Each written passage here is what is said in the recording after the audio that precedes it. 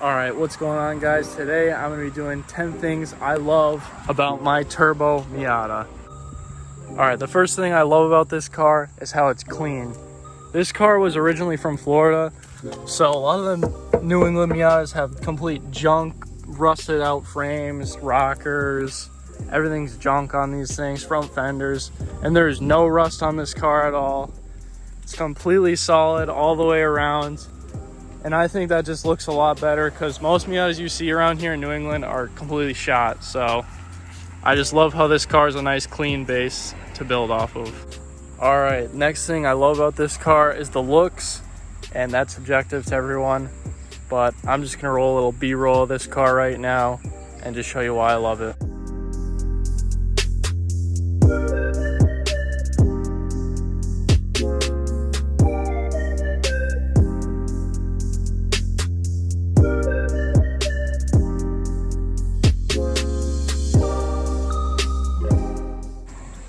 Alright, next thing I love about this car is the power.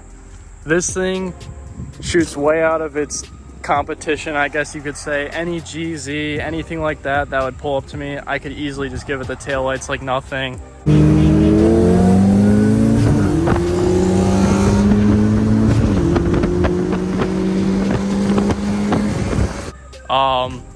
And this thing's just super fast for what it is.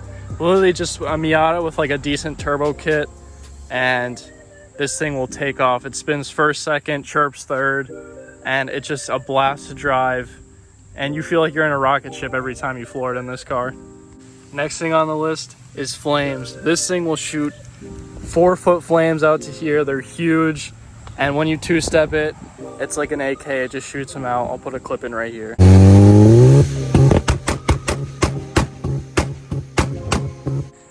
Alright, next thing I love about this car, should be pretty obvious, is that this car is boosted. I got a GT 2860 RS on this thing, and having a Turbo Miata is just the best. The noises are sweet, and it's got the power you need for drifting. It's just, I don't know what it is, but driving a Turbo Miata is just a different experience than like any other car.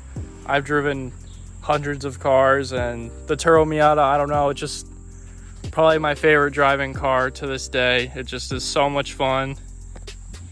All right, this next one is reliability.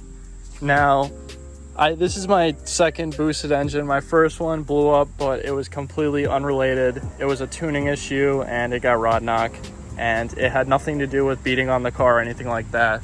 The engine was just a ticking time bomb. So this engine I put in April or May. I've taken it to 3 drift events. I've drove there and back to each drift event.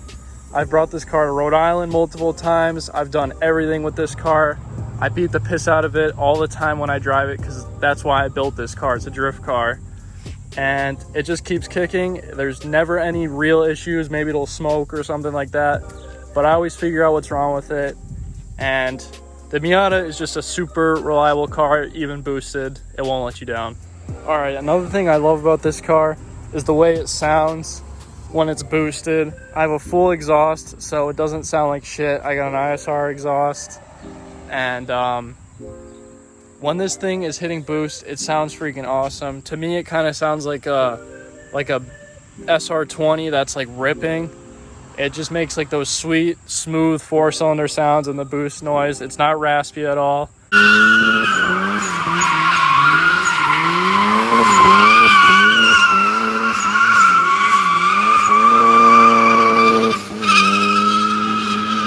And it just sounds awesome.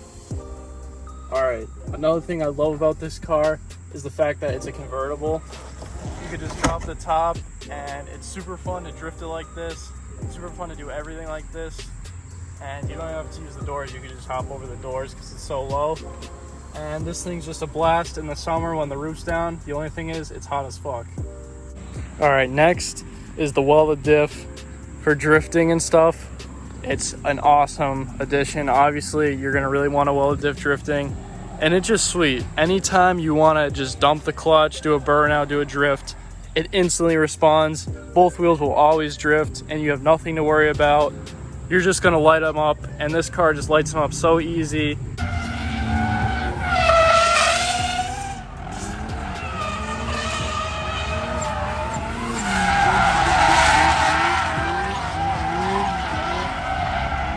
It's so much fun, and if you're gonna drift a Miata, definitely just weld your diff. You'll love it. Besides just moving in parking lots and stuff, it's so much fun because the car will just break loose. But you just gotta watch out in corners and stuff like that. But I mean, it's a drift car, so. And last, we have the Ford swap.